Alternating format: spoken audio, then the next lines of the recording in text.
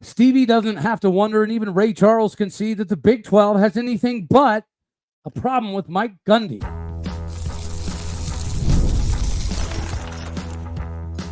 You are Locked On Oklahoma State, your daily podcast on the Oklahoma State Cowboys, part of the Locked On Podcast Network, your team every day.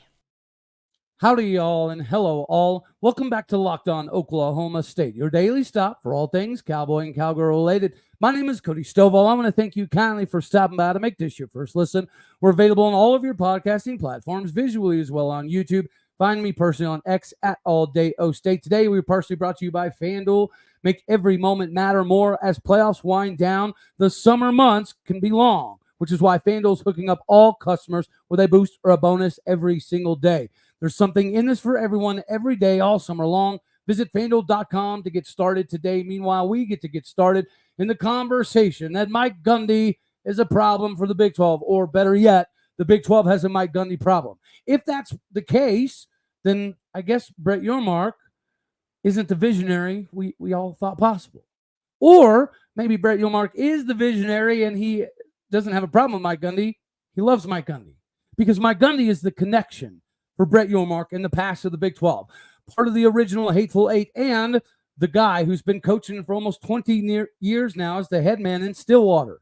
That longevity speaks for itself. His record, 178 some odd wins, that speaks for itself. His ability to now be more open, transparent, upfront, and honest than ever before is adding clickbait, which apparently is material for some people to have their feathers all ruffled. Ironically enough, some of the same people saying the Big 12 has a Mike Gundy problem are the same individuals that told you the Pac-12 is thriving and surviving and doing 10 times better than the Big 12. And all of this talk about the Big 12 gobbling up Pac-12 schools is just Big 12 people howling at the moon and wishing on the stars.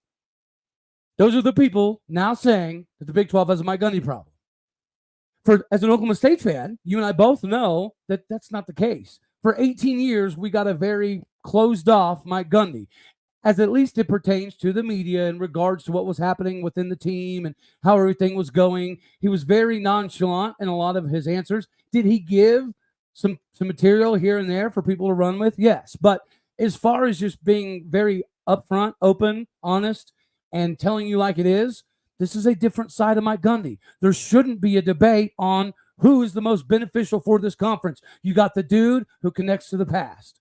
And then you have the guy this year that you can market against Kyle Whittingham, as Kyle Whittingham announces that he's going to have, the head coach in waiting thing, which could be a conversation at one point in time for Mike Gundy. But right now, the conversation is pitting these two against each other, right? The guys with the most wins, the guys that have the most capable teams to potentially reach the Big 12 title game outside of K-State.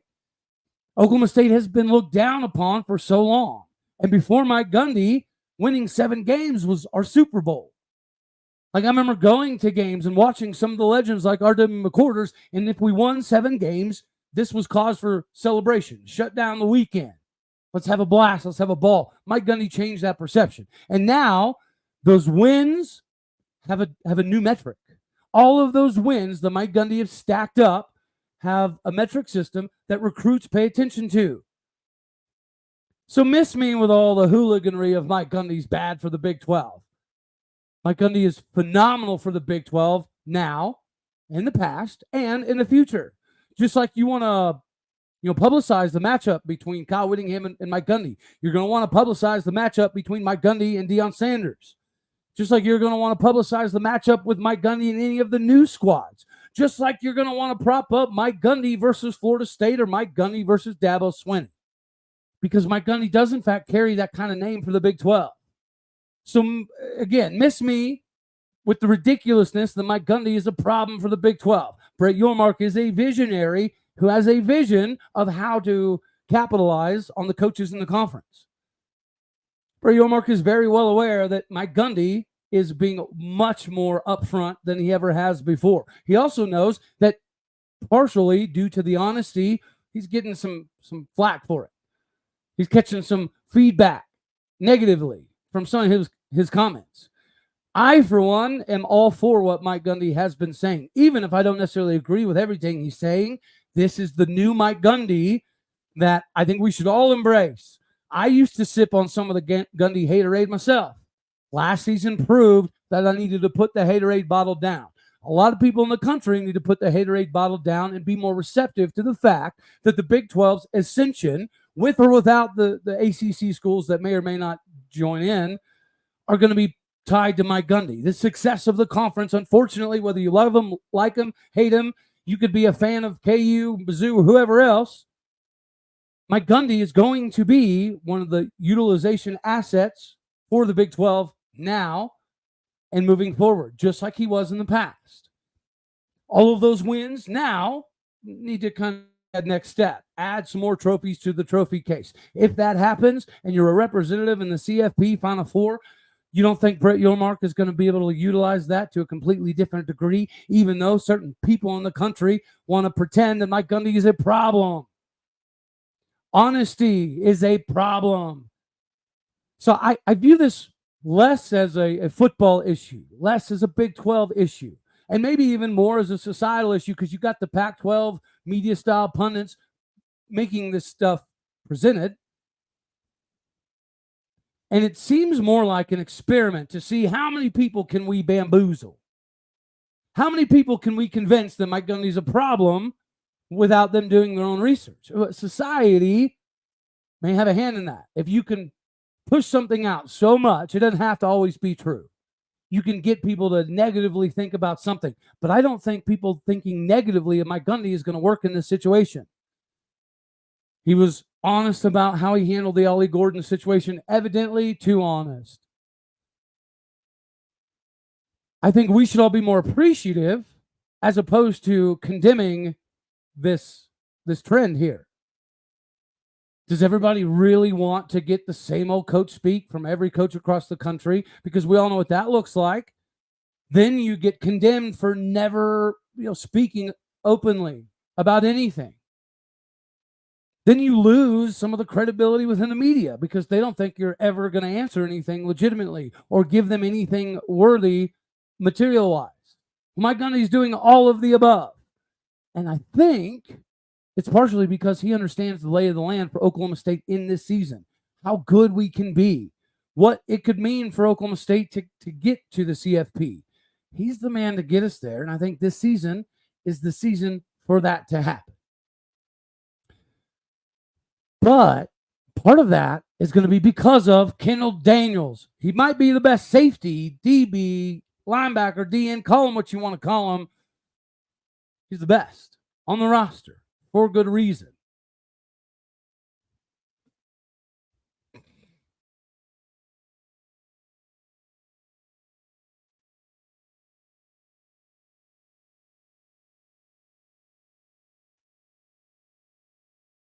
eBay Motors has the right passion, drive, and experience for you to find the winning formula to keep your ride or die vehicle alive. eBay has everything you need to keep your rig up to peak performance. Superchargers, roof racks, LED lighting kits, and more. Whether it's speed, power, or style, eBay Motors has you covered. With over 122 million parts to choose from, you'll always find exactly what you're looking for. And with the eBay Guaranteed Fit, your part is guaranteed to fit your rig every time or your money back. Because with eBay Motors, you're burning rubber, not cash. With all the prices you want, all the parts you need, it is easy to turn your rig into the MVP today. Keep your ride or die rig alive at ebaymotors.com. Eligible items only. Exclusions apply. eBay Guaranteed Fit available for U.S. customers only.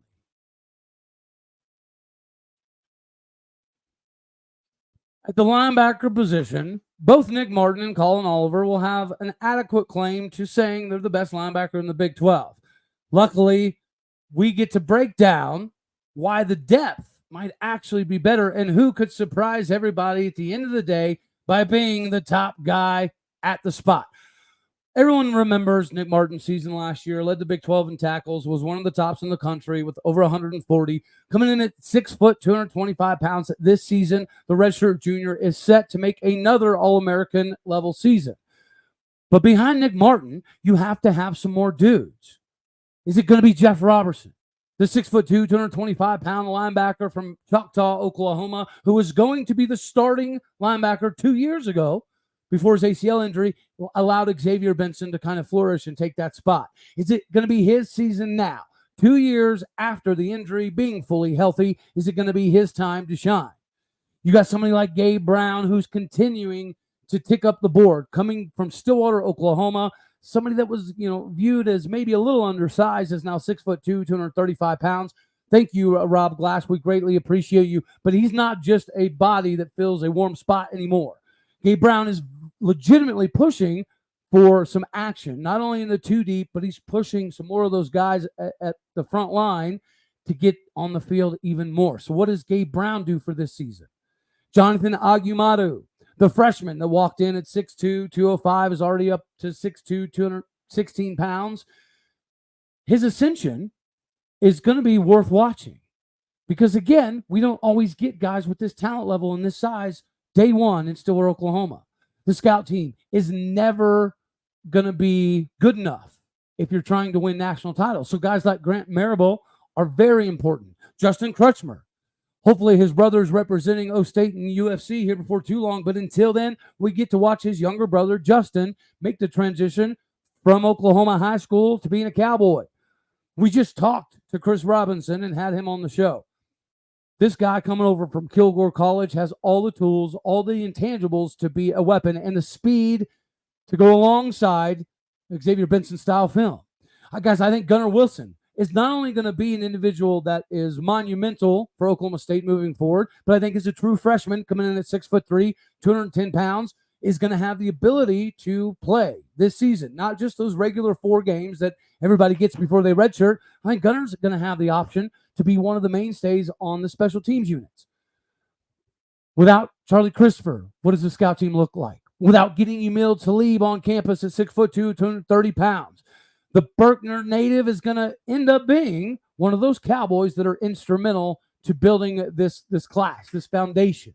Andrew McCall, he's been doing this for a few years now, trying to get Oklahoma's linebacker room to the level it is now, alongside somebody like Chance Clements. But guys, if you're looking for an injection of energy into the position group, it's going to be Ike Essenwoon, 6', 225-pound linebacker. If you're looking for the guy on the sidelines to likely be jumping up and down the most and yelling the most and doing the most, it's going to be Ike Essenwoon. His ability to get everybody hyped up is infectious in the locker room and on the football field. That in and of itself gives him the determination to maybe see the field a little bit quicker than we originally thought.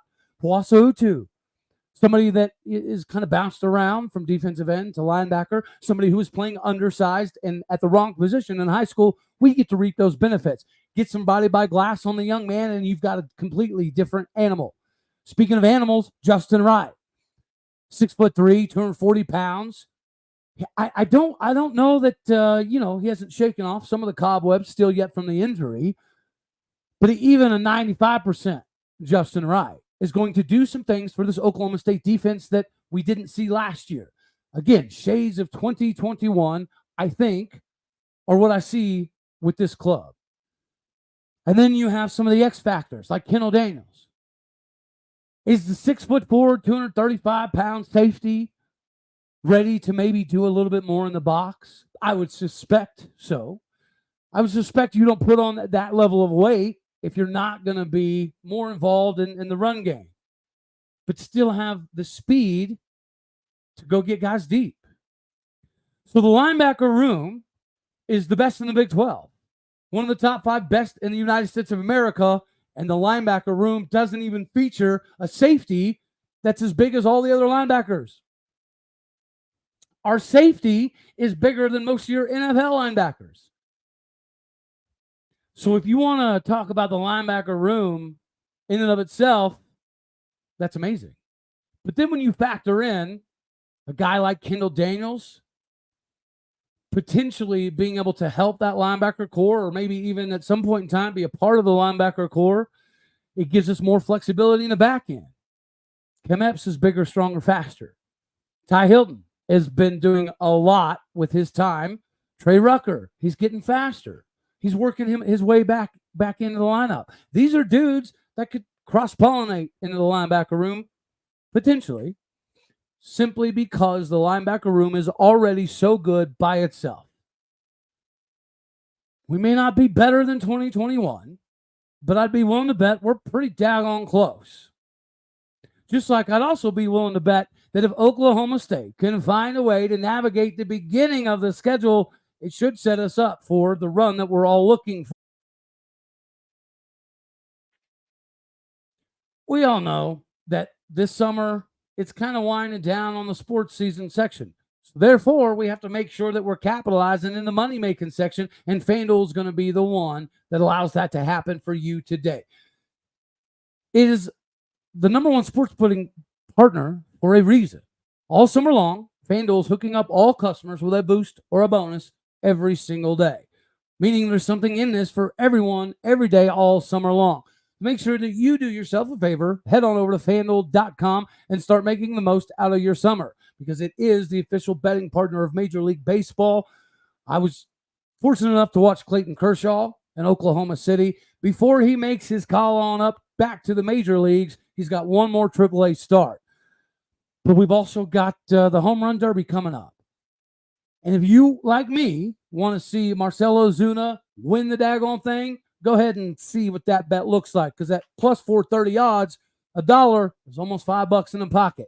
So head on over to FanDuel.com today to get squared away with your next bet that could be the moneymaker that helps you out the most. So as Oklahoma State looks towards this season, I think a lot of us had a projection of the Cowboys being pretty good last season, primarily due to the schedule. At least that was my take. Whenever you looked at the schedule last year, it really set us up to make a good run. Now, the beginning of the season didn't exactly give us the warm and fuzzies that we were going to, in fact, to get there. But Mike Gundy dove in, found a way to re-galvanize himself within the locker room. The locker room kind of found a way to rise from the ashes, get back to Arlington. Unfortunately, we faced a Texas squad that was very prepared and physically ready to rock and roll. This season should be no different, at least in regards to getting there. The difference being our schedule is not near as favorable as it was a season ago. If you get out of the beginning stretch, I think that will kind of make what the season is going to look like a pretty clear picture. Because SDSU, which we will do a preview at some point in time, right? We know how good they are. They've got an exorbitant amount of Division I transfers. They've won the 29 games in a row, back-to-back FCS national titles, yada, yada, yada, yada. Not an easy test, but it's a game we should win, even if Ollie Gordon weren't playing, right? Then you get to game 2, Arkansas. Is Oklahoma State better than Arky? Yes. Deeper than Arky? Yes. More athletic than Arky? Yes. Are we bigger than Arky up front? Probably not. So at least from the trenches standpoint, that is going to be a war down below. We should be able to break it off at the end, but you got to pay attention to it. And Tulsa, much like South Alabama last season, has so many Division I starting Power 5 transfers that they're inevitably going to give some people some problems. Hopefully, Oklahoma State isn't one of those issues. And then you get to roll into the one that everybody's going to be talking about between now and then, because both teams should be undefeated, and that is the test of Utah. Thankfully, they do get to come to Stillwater, Oklahoma, although I will admit, selfishly, I wish we were going to Provo and Salt Lake City on this year, but it is what it is, followed by Kansas State in Manhattan and Kansas. The other darling squad that everybody is projecting to potentially beat out Oklahoma State and Utah for a Big 12 title appearance. That Kansas State squad is going to be prepared for us, especially after what happened last season, and being in Manhattan is not going to be easy. After that, it still gets even worse because you have West Virginia. The 9-4 ball club that returned like 86% of their roster is ready to take on Oklahoma State. Hopefully the weather holds up on our end. Will make the game a little more advantageous for us. And then you got to hit the road. Is Baylor difficult? Probably not. But before you go to Baylor, you got to go to BYU. Even though Provo, Utah is on my bucket list, has been since I was a little kid watching some of the Steve Young stuff, right before the Ty Detmer stuff. I'm excited about it. But that 7-game stretch to start the season, I think, will dictate the success that we have. If we're 7-0, then sky's the limit. If we're 6-1, which I feel like is pretty likely, it still sets us up for all of the goals that we had before the season. It just makes the back half of the schedule much more important. When you look at the back half of the schedule, there's potential road bumps, but we do have Texas Tech at home. Colorado, they are coming off of a short week, but it's a short week with what kind of expectations? What kind of energy is KU presenting for Colorado? Because if they beat KU and KU's ranked, then yeah, we could be in for a real fight. But if they get absolutely housed by KU and they're a 500 ball club, then they're probably not going to bring a lot of the meat and taters they need to beat us. But I'm far less concerned about the back half of the schedule than the first half of the schedule. When you think of former Oklahoma State squads that have been somewhat this anticipatory, I think complacency may have crept in. Well, what didn't creep in was an exorbitant amount of leadership, which is why I don't think that we run into the same obstacles this season. I know words are hard for me. Because of the senior leadership. And at the end of the day, I think that is what defines this season more than anything. A young team probably would have been, derailed a little bit with the Ollie Gordon news. A young team would get derailed potentially with overlooking South Dakota State University, Arkansas, and Tulsa.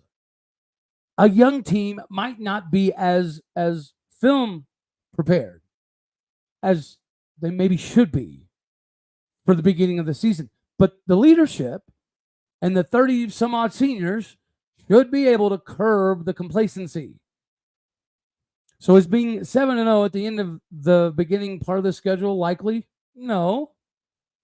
But anything less than 6-1 would be extremely disappointing.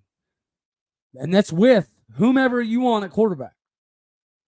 Because this team should go further than just what the quarterback can provide. This team has all the depth and all the experience all across the board to be better. Maybe not better than 2021, but if we can at least come close to what 2021 was, then we know we're cooking in hot oil. Just like we also know that for the linebacker room, right, to have the season we know they're capable of, they're going to have some help. So the DBs, the CBs, the safeties, we'll hit on that next time. Until then, that's all we're going to have for this one all right here. Don't let people out there try to tell you the Big 12 is a Mike Gundy problem. It's just crazy talk. And don't let the crazy people keep talking. Get on the Mike Gundy train. Join me. All right, I was late to the party, but last season, he proved to me that he's got a lot left.